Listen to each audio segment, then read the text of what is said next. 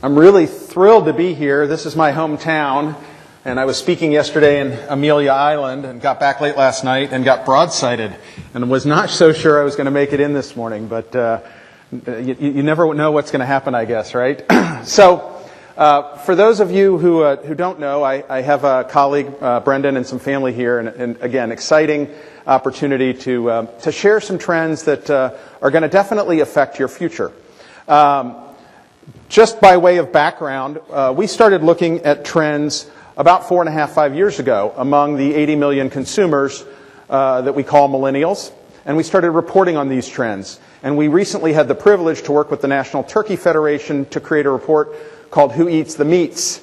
And the report author's Brendan. You can quiz him later, but if you're interested in a complimentary copy of the report courtesy of the National Turkey Federation, go to millennialmarketing.com, go to the research tab, and grab your copy of that, along with other reports, because I think it's important to look at consumer trends broadly, not just only in the industry you're in, because trends start outside your industry. All right, so just to level set, millennials were born broadly from 77 to 2000.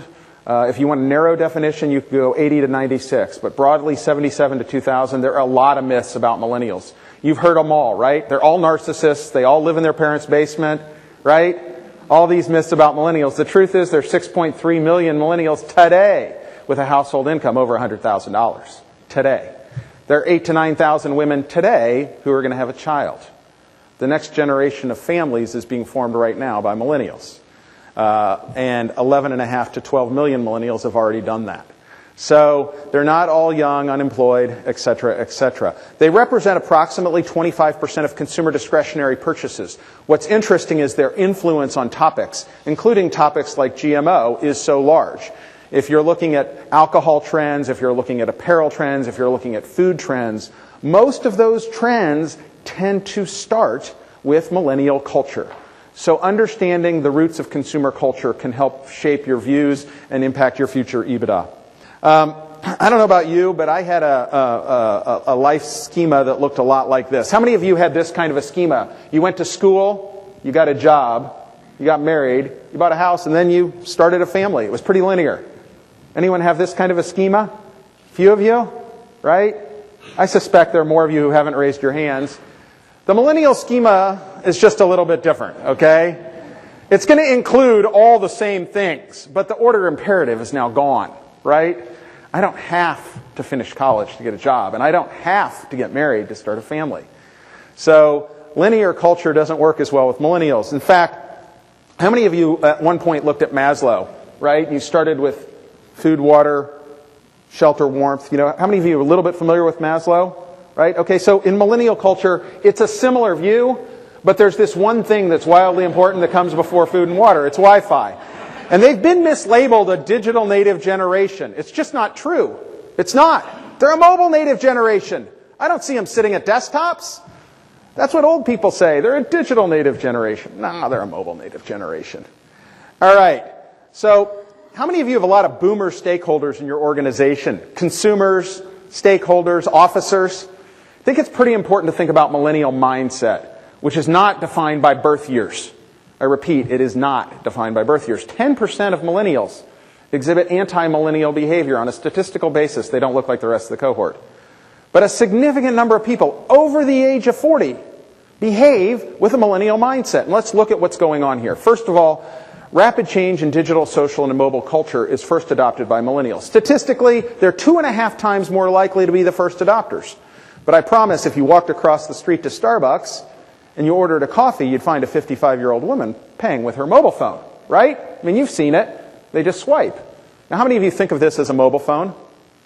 I want you to reimagine it as a modern-day Swiss Army knife. It's got nothing to do with a mobile phone. My daughter's in the back. If I called her, she'd text me back, "Why are you calling?" Right? It's a modern-day Swiss Army knife capable of processing more information from more sources more rapidly than anything ever before. And if you grew up tweeting your date on Friday nights, you'd use it that way too. If I need a new car, and I do now, I'd use the Kelley Blue Book. That's not how they work. They use their peer networks. So there are some themes that are really important to understand. There's the democratization of fairness. It was a theme used by a president to win an election I saw occur, right? Fairness was the core message. That's a huge theme for future prophets. if you run a company. You've got affordable adventure themes, flavor adventure themes. You've got a number of themes that are millennial mindset themes. They're not millennial exclusive themes anymore because of consumer culture. How many of you are familiar with a basic concept called love? I get really nervous if nobody responds to this, just in case you're wondering. I mean, it starts with a new relationship, right? And if things kind of progress, you start dating. Is anyone with me yet? And if things continue, you fall in love. The thing is, consumers don't need to file divorce papers to switch brands. They don't. They just pick another item on the shelf and replace yours. They go across the street to another retailer and replace you. Your job as strategy professionals is to prevent boredom. It's to understand consumer culture and prevent boredom. And what happens when boredom occurs is you've lapsed customers. And we see it all the time. If you want to find the companies that are struggling on the planet, they typically have a lot of awareness and a ton of lapsed customers. So I want you to think about love in a construct of keeping things fresh and interesting and preventing boredom. And there's some real important economics behind love. The economics of love are what I'm going to talk about next. If you can't see, across the top is uniqueness, meaningfulness, innovation, and authenticity. Let's call those the 4 variables that are going to impact love, or your future profits, if you prefer. So the 4 variables that are going to impact your future profits are uniqueness, a proxy for your pricing authority. The more unique you are, the more pricing authority you have. I was in the car this morning. I was listening to NPR. Heard a story about Panera. I suspect many of you have heard this story. How many of you have heard the story? Quite a few, right? It's your industry. I would hope you've heard it. They're changing their menu. They're thinking differently about things. Why are they doing it? They're trying to maintain uniqueness. They understand consumer culture. They want to be seen as more unique. They want to be early. Pricing authority is driven by uniqueness. We work with a grocery chain called Whole Foods. Has anyone ever heard the term whole paycheck? Yeah, it's the most unique grocery store on the planet. Meaningfulness is a proxy for purpose. Purpose drives sales volume potential. You all need purpose. I see Gary Cooper in the room. Gary started a co-opetition program to create energy in his industry. AT&T did that too, around a consumer anxiety point called texting and driving. Anyone heard about this problem, texting and driving? AT&T invited everyone to the party. They said, we're going to have some co-opetition here. We're going to deal with an anxiety point called don't text and drive. And as a result, we're going to drive more meaning for a big, stodgy old company. In fact, if you looked at their financial statements or interviewed their senior people, you'd find this is a rounding error in their financial statements. They spend a few $1 million a year in this program. Companies spending billions of dollars a year in product marketing, right? Meaning drives sales volume potential. Innovation. The most innovative brands on the planet are preferred by millennial consumers and by millennial mindset consumers, a.k.a. people over the age of 40. I know you thought I was 29. I am in that group. All right? And finally, authenticity, which is a proxy for trust. And this is a double-edged sword, because if you do it well, you win big, and if you do it poorly, you're seen as a phony. Authenticity will drive trust. These are the 4 factors that really have a huge influence. I know I grew up with a different schema. I was led to believe that if you increase the brand's awareness, that'll increase the brand's profitability. And the truth is, I haven't seen data sets that really correlate increased brand awareness to increased profitability. If Best Buy spend incremental money to increase their brand awareness, would that accelerate or decelerate the going out of business event that has yet to occur for them? Huh? Because unless they increase uniqueness, meaningfulness, innovation, and authenticity, that's what's going to happen. Just the jury hasn't come in with a final verdict yet. All right. Now that you know the rules that are going to affect your future profits, I'm going to put it around a schema around 8 love truths. They're a little hard to read in the back. For me, they're a little hard to read up here because I have trouble seeing things. So we'll go over them one at a time to make it a little easier. The first one is important because millennials don't want you to tell them you're the best. Yet an awful lot of companies spend a lot of money doing exactly that. They want to discover, and you have to leave some room for discovery in your strategy if you're going to win with them. If you leave no room for discovery, you're minimizing your opportunity, and telling them you're the best is doing exactly that. So we have a change from a consumer who's been a target audience, who's traditionally received communication to a prosumer, someone who wants to participate in the process, someone who wants a seat at your table and wants to have a shared opportunity to be involved in decision making. And the best brands on the planet do that. They understand there's a significant difference between a passive consumer and a prosumer. The other thing is they grew up in a paradox of choice. I mean, heck, I can trade up for the Angry Orchard or I could trade down all day long. We work with a company down the street, down I-70, called Anheuser-Busch. They'd love for everyone to drink more golden lager, but they have to be realistic about the fact that millennials grew up in a paradox of choice. And you have to be realistic too. You have to be thinking about the fact that they want choices. And the trade-up, trade-down culture is part of the new normal. They will trade up. They are day traders. They will trade up and trade down all day long. It is not disloyalty. It is rooted in the fact that they will process more information more rapidly from that peer network. All right? The second truth is that they look for brands that provide experiences and adventures. They love affordable adventures.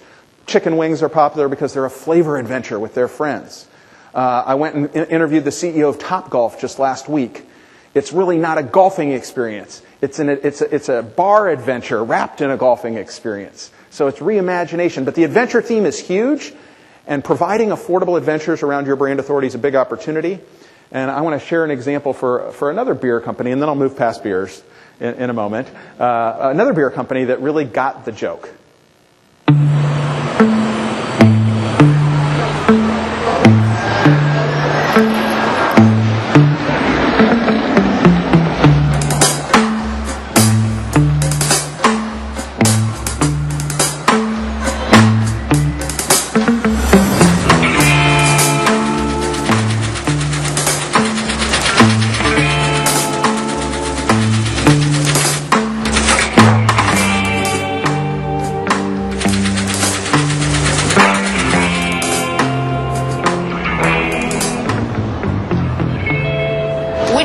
Press the button and take your chances? You would have to go right now. You have to change your plans. No way we can change these plans. No. This is a bachelor party. I have to go through security, get on a plane, and go back to my real life. You know, it really sounds tempting, but how come you can't cancel the trip? Because it's for work.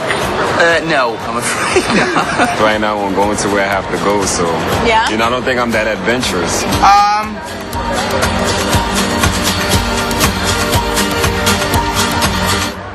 Shit, why not? I love it. Yeah. I love it. Let's go.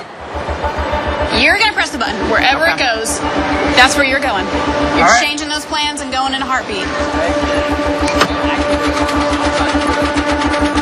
How committed am I to whatever comes up here? Is that where we're going? Yes. All right. Here we go. We want Morocco, right? Woo! Uh-oh.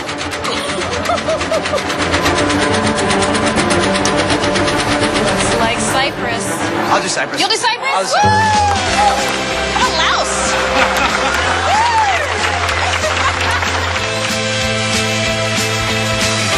How about Portugal? Thailand? Wow. This is real, right? This is actually going to happen. It's so random. You're either gonna kill me or you're gonna like laugh. Hey, Dan, what's up? It's George. Some weird news, I guess. It doesn't look like I'm going to be able to make it out there, but I may make it out there sometime after I'm back from Thailand. I have no idea what you're saying. Are you going to Cyprus right now, or you're coming home for it? No, I have to cancel my flight. Crazy. Yeah. You crazy? Maybe. I don't know. So where's the button? I'm ready to push the button. Ruffle, I'll see you Let's later. go home. I'll see you later. I'm going to push the Oh, button. I want to go home. Let's go, Laos. Go to Laos.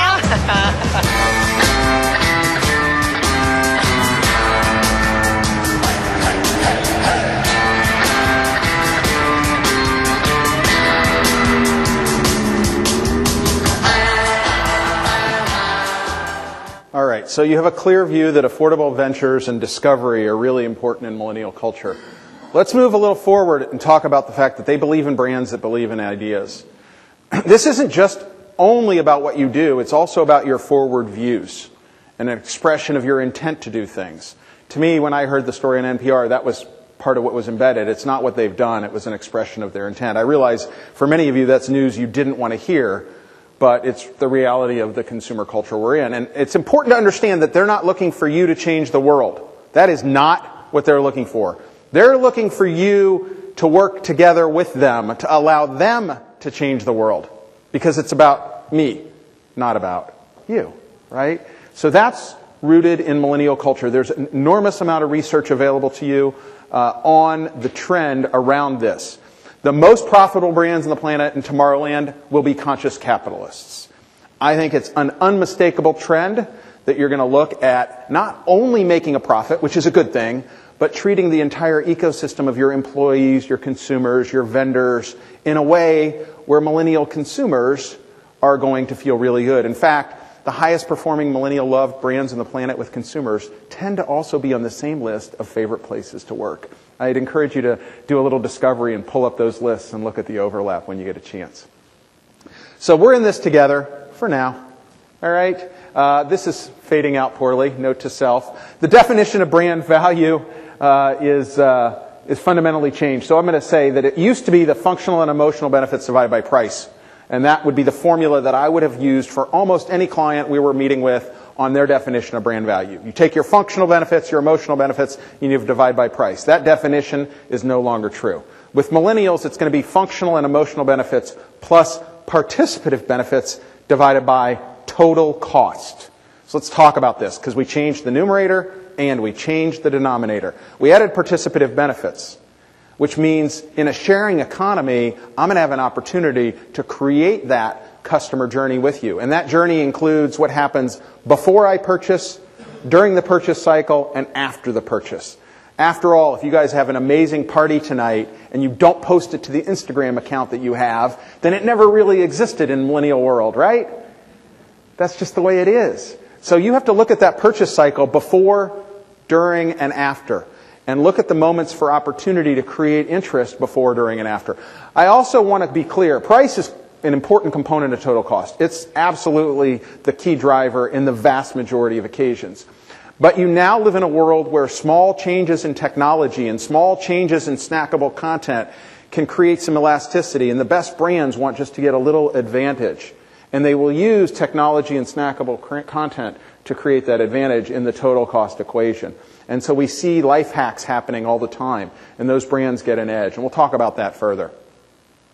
So again, you want to tell me you're the best, and you want to have a call to action. You use a very traditional model. They have no intention of calling you back, right? I mean, anyone who knows a millennial knows they're not going to do that. So you have to rethink sort of the way you approach communications around traditional models. And what's gone on here, if you can't see it, I want to make sure you get the... How many of you are familiar with the ADA model? Awareness, interest, desire, action? Right? You create awareness that ultimately creates a sale for your brand, whatever your issue or brand is. That model is not working because millennials tend to share, discover, explore, purchase, and then share again. So if you look at the books, and I promise you I've actually done it, I've looked at the books that I used when I was in school, which was more than a couple of years ago, and they all talk about the model on the left. The reality is, though, this discovery process is completely different. So we think a model like the model on the right is more likely truly predictive of what's going to happen, because it's not linear. They don't make linear decisions. We've already seen that in the family formation. You have a partnership model with a consumer. You create meaning, experiences, and intrigue, and that yields energy. And those smaller circles are the dependent variables that are unique to your brand. They're specific to you. They're in your research, and you understand what those are. They're in your brand authority. But you have to tap into the fact that you're going to create a partnership with this consumer that's going to create energy. You can start a movement on a topic that's important to you with a small percentage of passionate people. It might be 1 or 2% of the market who are going to influence other people. Because consumers influence other consumers, and they look for information and inspiration from other consumers, not from celebrities, not from people that they see as phonies, right? That's not the way it works. So they see authenticity through transparency, and if I want to make somebody uncomfortable, I would say they see it through radical transparency. If you have a problem, you admit the problem. If you have an issue, you admit the issue. What's going on here? They don't have the same definition of privacy. I mean, for them, they share just about everything. Their definition of privacy and your definition of privacy, completely different, right? Just go talk to a teenager. It's like, why are you sharing that? That's not a good idea, right? And that's just the way the world is. But they also expect you to pay attention to that and create more customized, personalized experiences because they're trading you privacy for better experiences. That's the world they grew up in. And there's a simple clip that I like to share. It's about Moneyball, which is a movie that's a true story. It's about an entity, an organization, a baseball team that decided to use data in a different way. And you all have a lot of data, right? I mean, you could go to Pinterest right now and get a lot of data on food-related trends. What people aspire to cook, what people aspire to eat. Facebook's yesterday's news. It's important, but it's what happened in the past. Pinterest is what I'm aspiring to purchase, what I aspire to do. Now, how many of you are disambiguously matching your social data? No. Nobody's doing it, but that's because that's not what you learned in school. But you could. It's possible. It's not expensive. It's just a matter of deciding you want to take your email addresses and disambiguously match social data to customers to decide who fuels your influence and decide to focus on the people who really matter. It's the wave of what's next. Is it happening today in less than 1% of the companies? Why? Because it's not what we learned. It's what millennials want. They want that. That's why they're trading the privacy. So let's take a look at this clip. We're trying to solve the problem here, Billy. Not like this. You're not. You're not even looking at the problem. We're very aware of the problem. I mean... Okay, good. What's the problem?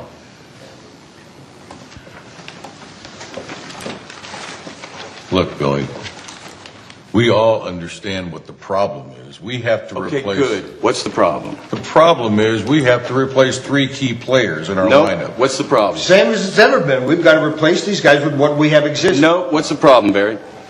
We need 38 home runs, 120 RBIs, and 47 doubles to replace. The problem we're trying to solve is that there are rich teams and there are poor teams. Then there's 50 feet of crap. And then there's us. It's an unfair game. And now we've been gutted. We're like organ donors for the rich. Boston's taking our kidneys. Yankees taking our heart. And you guys are sitting around talking the same old good body nonsense like we're selling jeans. Like we're looking for Fabio. Think differently. We are the last dog at the bowl. You see what happens to the runt of the litter? He dies. Billy, that's a very touching story and everything, but I think we're all very much aware of what we're facing here. You have a lot of experience and wisdom in this room. Now, you need to have a little bit of faith and let us do the job of replacing Giambi. Is there another first baseman like Giambi? No, not really. No. And if there was, could we afford him? No. Nope. Then what the fuck are you talking about, man? If we try to play like the Yankees in here, we will lose to the Yankees out there. Boy, that sounds like fortune cookie wisdom to me, Billy. No, that's just logic. Who's Fabio? He's a shortstop. He's a shortstop from Seattle. The oldest fella jumps in. He's a shortstop for the Yankees. All right. So remember, there's an awful lot of data being created. It's linked to someone's email account. No one's stopping you from disambiguously matching this data. Millennials want to trade privacy for perks. They want more customized, more personalized experiences. So are you listening? And are you acting on it? Because it's your responsibility to prevent boredom, right? All right. Why has this happened? What's gone on?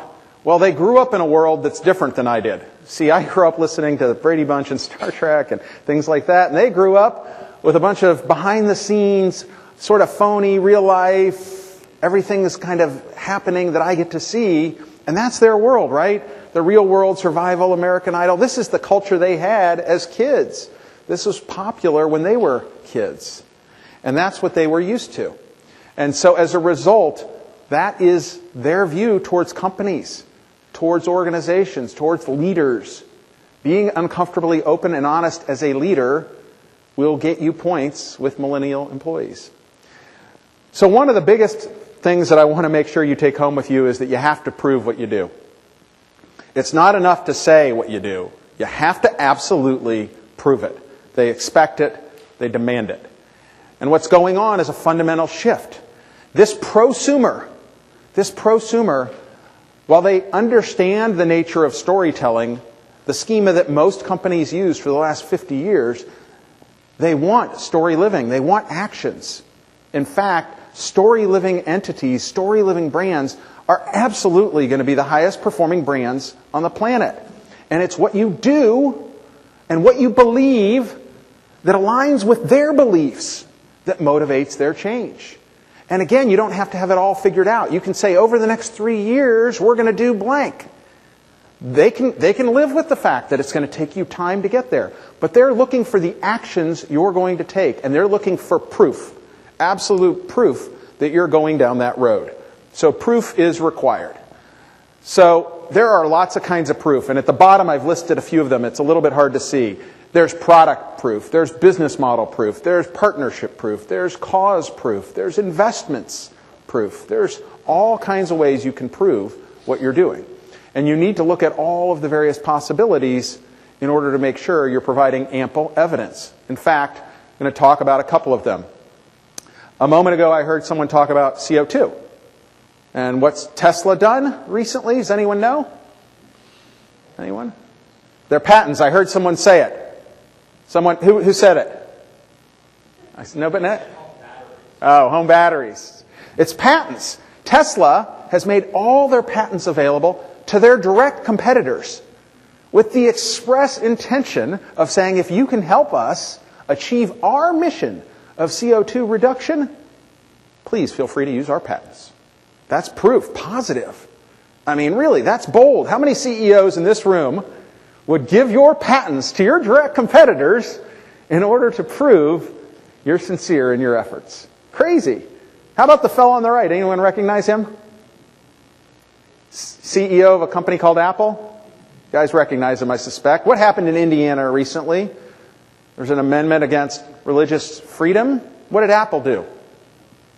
Apple came out and said, if you move forward with that, there's going to be economic sanctions. Now, if you did an analysis of the press releases issued by a variety of entities, you would find all of them had interesting press releases with no teeth, no proof whatsoever.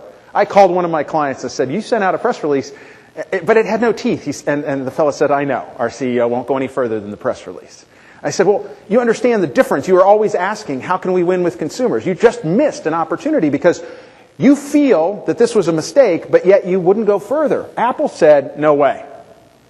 We're not going to do that. That's counter our culture. If that's where Indiana's going, we will consciously de-invest in the future in that state. Proof of their values. And on the far side, and I know many people probably don't like that brand, but that's Chipotle. And when they had a supply chain problem, they said, you know what, we're going to not sell carnitas. Again, it's proof. Whether you like the company or dislike the company, whether you agree or disagree, understand the social culture trend here is around proof. And having proof is crucial. One form of proof is content proof. Content proof is one of the many ways you can achieve that goal. Content proof means you're going to create snackable content that is about the beliefs, the ideas, the adjacent topics that are crucially important. What are the anxieties your consumer has about food? And are you talking about those anxieties? Not about your products. I'm sure you're great at talking about your products. I'm talking about, do you understand the anxieties they have? And are you putting those anxieties at the front of your content agenda? Because that's a way to create content proof. And if you do that, these consumers will curate and consume your content. And they will ultimately embrace and love your brand. So with that in mind, you need a schema for content, whether you agree with this one or create your own. You need to have planned and unplanned content. You need proactive and reactive content. You need a new framework. You need a portfolio of content. You have a portfolio of products. I want you to have a portfolio of content which is directly linked to the anxiety states of your most valuable prosumers. Because that will lead you to a better place. And this is a model we think works. You're going to have campaign content, you're going to have social care, tailored content, and a brand newsroom. And you're going to be able to move quickly and rapidly because no one's going to give you a lot of time when problems come up. In fact, you're going to get almost no time. So you're going to have predetermined what you're going to do before the thing, whatever it is, happens. And there are going to be things that happen in every business, in every industry. So as an example, we work with a company called Dairy Queen. It's a boomer brand with a need to attract more millennial consumers, and we're having some great success. And I want to give you an example of a brand newsroom sort of of a campaign content kind of an approach for Dairy Queen. You may have seen this because it's a real recent promotional effort. Ready? Here we go. Dairy Queen is the world's largest hometown brand. It's fan food, not fast food. So how did we serve up not one, but two classic fall flavors during a time when people aren't thinking about blizzards? We went to the apple and pumpkin capitals of the world and created a rivalry letting the fans of each tell the story in a way only DQ could. It's a throwdown. Can't get enough apples, especially in a blizzard. I think Wenatchee is wrong. I don't like pumpkins. Apples. Pumpkins! DQBlizzardBattle.com let fans get to know the towns, vote for their favorite, and share pre-written posts that enabled them to pledge their allegiance and encourage their social community to pick a side. And before long, the Blizzard Battle took on a life of its own, with content featuring the local characters of Caro and Wenatchee stating their case for apple and pumpkin. Apples it is. Apples. Apples it is. Apples. But we didn't just celebrate the fans from our two towns. We celebrated our fans in the social space, turning their own words into campaign posters, promoting their posts and tweets to millions of DQ fans. And when it was all said and done, we celebrated with the winning town. Wenatchee, you went down! The DQ Blizzard Battle became the most successful social media engagement campaign in the history of Dairy Queen. It made two small towns famous, not just for their flavors, but for their fans. We sold more blizzards than we ever thought possible. But most importantly, we proved to the world that DQ has the greatest fans on earth. We won! We won! We won!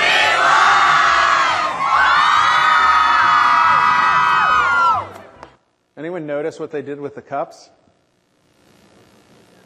Yep. What is that? Proof. That's right. It's proof. And they teach their employees to prove it every day. It's important. All right. Social care is another hot topic, right? All of you have social care opportunities and issues. Dairy Queen has an event. Warren Buffett comes out for this event every year. It's Free Cone Day. They have a lot of millennial employees. And a millennial employee sent this, "I'm so not looking forward to working this Free Cone Day" tweet. Now, we had two options. We could say that was against the company policy. We can't believe you did this. We could give it a big hug. We said, we'll give it a big hug. I mean, what do we gain by reprimanding someone for breaking the company policy? So we gave this thing a hug. We have a social media command center set up. It's Free Cone Day. We know something's going to happen. We just don't know what or where or when. We said, hang in there. We know it's a long shift. We'll tweet you cheers in the hour. And we start building some dialogue with Marissa. And what's Marissa do? She says, oh, awesome. Thanks. It's going to be a lot better if you do that. So we start sending Marissa these little fun things. And what Marissa is going to do is what? She's going to, yeah, that's exactly what she's going to do. And then what are her friends going to do who work in other Dairy Queens? They're going to retweet as well. And pretty soon, you create your own opportunity to get millennial employees fired up to take care of your boomer and millennial customers. Because again, Dairy Queen's not a young brand. It's a brand for everyone. And they got a lot of customers who are a lot older than the millennial customers that are coming in the door and working there. So this is just going on all day long. We had a call from Minneapolis, and they're like, we're having the best day ever. What's going on? We're like, we're going to talk about it. We're in the middle of dealing with this, but every half an hour to an hour, we're sending more of this out. We're fueling the fire now. And these consumers or these employees are helping us, right? They're our advocates. And Marissa sends back a note saying, thanks so much, because she had a great day, right? I mean, she had a fabulous day. And that was not what she expected. She had the expectation of having a not-so-fun day. All right, so without getting deeper into it, there's all kinds of ways to look at content. You absolutely have to understand the anxiety states. I suspect a lot of you, since you are based in D.C., already picked up Anthony Weiner's book, Effective Uses of Snapchat. But Snapchat has a new product, and this product is called Snapchat Discover. Now, this is not based on research, so this is anecdotal. But it is so right on the snackable content kind of thing. Any of the big media companies could have done it. All of them should have. Snapchat's going to punish them, I think, by taking snackable content and using video content, which millennials love, in short form. So let's take a look at where they're going. Again, this is pretty much brand new.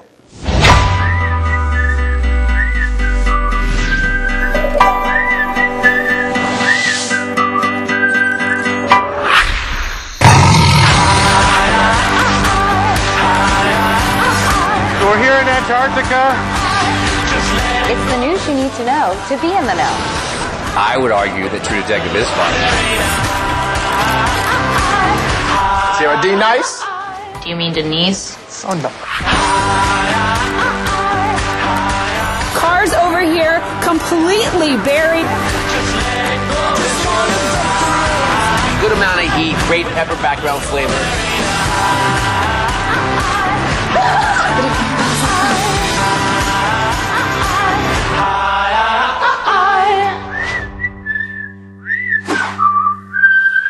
So for those of you who are regular readers of the Wall Street Journal, you can continue to subscribe, but if you want to get closer to millennial culture, pick up the Daily Skim, get into Snapchat Discover, and pay attention to what's going on there, and you'll see what's coming around the corner next. Now, your story might be just awesome, but if it's not going to add to mine, it's never going to be ours, right? And that's at the root of a millennial trend. Now, I know many of you are going to ask me later about selfies. So I'm just going to go ahead and tackle this now. Millennials love to do this, right? I mean, after all, every day is picture day. That is the way they grew up. And that's just perfectly normal. It doesn't make them all narcissists. But if you went to the Fleetwood Mac concert, which no millennials ever did, okay, you would still see a bunch of boomers doing this, right? Because it's millennial culture. It's what goes on at any concert now. And the reality is they don't separate the physical world from the digital world. You might have a department in charge of operations and another department in charge of e-commerce. That's not the way they look at the world. It's a seamless, integrated place. We like to use terms like showrooming and omnichannel. Those aren't their terms. Again, it's just seamless. I want one experience, continuous, perfect. In my own way, I want to be able to get things wherever I want. The physical and digital world are just one world. They're only separated by people over the age of 40 who need to codify it, right? So you need to always be innovating. Innovation was one of the 4 drivers of future profits because they are always innovating, right? They grew up during a time of rapid innovation. Like, I am really comfortable with the item in the upper left. My daughter wants to know what it is. Like, will I explain what that thing is? Because it doesn't exist. Nobody has a pager anymore, right? But that 20-year period of time was a time of very rapid change, and that was the time that they were having their formative years. So they're very comfortable with that. They really fundamentally just look for life hacks. And life hacks of any kind make things better. And it's up to you to look for life hacks for them, right? I mean, that's just the way they are. I got to tell you, I have twin daughters. They're generally in San Francisco. And one of the daughters says she's been working really hard. She's at Pinterest. She's up to like full-time 30-hour-a-week work. No, I mean like 50-hour-a-week, 30-hour-a-week work. And she loves TaskRabbit because it's a life hack. TaskRabbit is a life hack. It's a market of consumers who are willing to help do small projects. And you just go into the market, find someone who wants to do your project at a price you want to pay, and it solves your problem, right? So there could be all kinds of future life hacks, you know? And in the food industry, I expect a lot of them because millennials are very interested in the topic of food. So these are some of the life hacks. I suspect you're familiar with Craigslist, Airbnb, and Uber. All forms of hacks, right? That's just the way it is. So millennials do really love innovation. Most companies have a terrific sustaining innovation model. They look at incremental opportunities, product adjacencies. How do we add some new flavor to this product to create the new product, new packaging? Those are fine, but they're not enough. You have to do more. You have to look at disruptive innovation as part of your innovation portfolio. You have to make bets in the disruptive side so you don't get blindsided by someone else. And in disruptive innovation, it's not how do I do a little bit better, but rather how do I completely disintermediate everything about this model. What are the biggest pain points? What are the biggest frustrations consumers feel? What could we do to completely end those? And you eliminate the discussions around we have a channel conflict. You eliminate the conversations we have a supply chain issue. You solve for those later. You say, what are we going to do to be wildly disruptive? And you solve for all those things that are very real. They're very real, but you have to solve for them later in a disruptive innovation world. You change the business model innovation. So many companies will make 100% of their bets on sustaining, which are the core emerging opportunities you have. And we would argue, make 90 or 95% on sustaining, but leave some room in the top for blue ocean. Those disruptive opportunities where you ask 2 fundamental questions. Is this idea within our brand authority, and can we afford to make the bet? Because if you've identified the anxiety point, you understand the frustration, you've quantified it, and it's within your brand authority. So you've answered that question. And it's a bet you can afford to make. You've answered that question. Then don't be the next billion-dollar company that gets their business disrupted, or billion-dollar industry that gets their business industry disrupted because you didn't see it coming, when in fact the data was laying right in front of you. You didn't act on the data, right? Because somebody will. Somebody will see that pain point and identify it and act on it. Let me just introduce you to one such person. Hi, I'm Mike, founder of DollarShaveClub.com. What is DollarShaveClub.com? Well, for $1 a month, we send high-quality razors right to your door. Yeah, $1.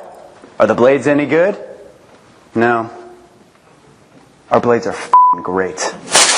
Each razor has stainless steel blades, an aloe vera lubricating strip, and a pivot head. It's so gentle a toddler could use it. And do you like spending $20 a month on brand name razors? 19 go to Roger Federer. I'm good at tennis. And do you think your razor needs a vibrating handle, a flashlight, a back scratcher, and 10 blades? Your handsome-ass grandfather had 1 blade and polio. Looking good, pop-up! Stop paying for shave tech you don't need. And stop forgetting to buy your blades every month. Alejandro and I are going to ship them right to you.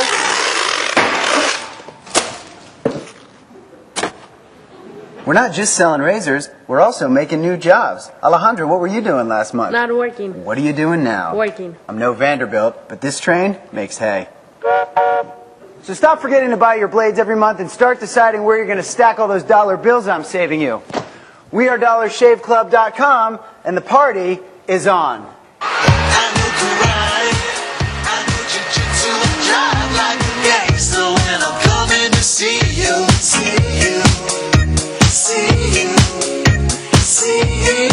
I don't believe for a minute the executives at Gillette were unaware of the consumer anxieties, unaware of the frustrations, unaware of any of the issues.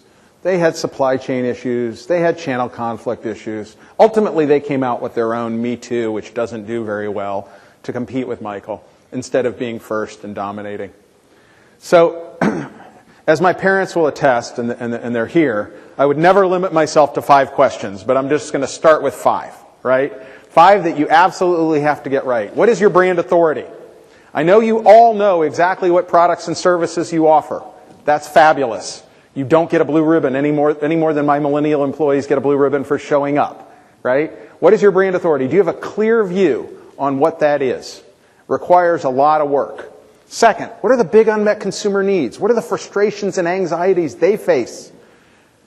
What are they dealing with? Do you have an understanding and a need state analysis that's been documented, verified, quantified? Third, are you going to create uniqueness? Because uniqueness is going to drive your pricing authority. And for most of you, that's going to be pretty important. Without pricing authority, how are you going to survive? Will you co-create with a prosumer who wants to share and discover meaningfulness?